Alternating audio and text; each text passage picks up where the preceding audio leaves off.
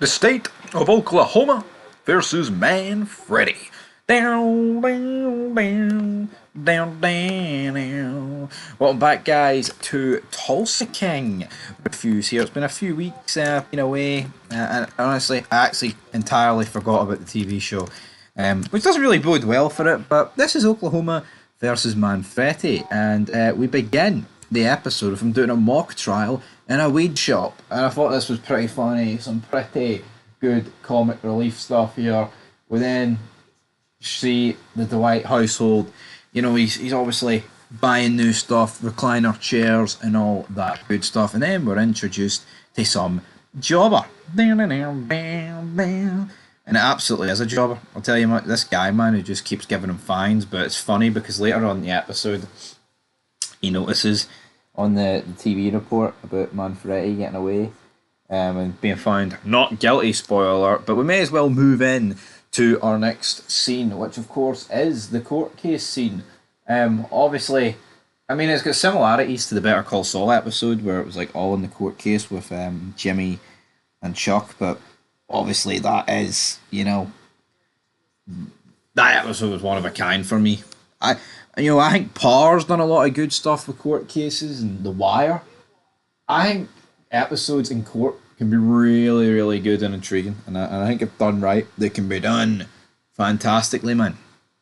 But in here, obviously, Dwight's representing himself. He calls up his only witness, and that is Stacey Bailey. Basically says, you know, we met, you were at a bachelorette party, we went to a strip club, we had a few drinks, we slept together a few times, and now, you know, you saved my life. So I sent you a token of goodwill. And that was money. And he's like, this wasn't me bribing a federal agent. This was me thanking a friend. And yeah, then you have the big reveal where he's found not guilty. But I mean, obviously he was going to be found not guilty. It's like, if this was anyone other than Dwight, maybe like they could have hyped this up to be something that it wasn't. And maybe like, you know, we'd be sitting here like, oh, this is brilliant. This is, you know, we're on the edge of your seat here. Could he get found guilty? Could he get found not guilty? But let's be honest, man. Like, once Dwight is Dwight, you know he's gonna get found not guilty, man. The show gets absolutely derailed if it goes down that way. We see Big Tiresha, whatever you want to call him. He goes to visit Dwight's new piece on the side. Down, down, down, down, down, down. The Dwight, though, the verdict is obviously in. I mean, this episode came out the 29th of September. I am a few weeks behind. Episode 5 will probably be tonight as I'm recording this on the 13th of October. But yeah, he visits her and basically is like, oh, you're in a relationship with Manfredi. Then we see, you know, the other wee member of the crew, Armand. He goes to visit him and he basically gives him 30 grand. He's like, I'm helping you out now. Maybe you can help me out later. I mean, 18 grand in child support, which is incredible. See, America, though, when it comes to child support, it's fucking scary, man. It's absolutely fucking scary. Child support is. It's honestly, it's crazy. How much, I mean, and he said 18 grand. I'm going to assume it must have been 18. 18 grand a year is crazy. 18 grand a month is absolutely insane. Like, there's no two ways around it. No two ways around it. No wonder people do runners on their kids in America, man. Fucking supporting that shite. No wonder is all I'm going to say. Then, where Dwight has a meeting with Bill Bicklewacko. This is actually in between like the guilty, non guilty verdict, but obviously he's found not guilty. I mean, it was a good scene. Obviously, Goodies put this in motion.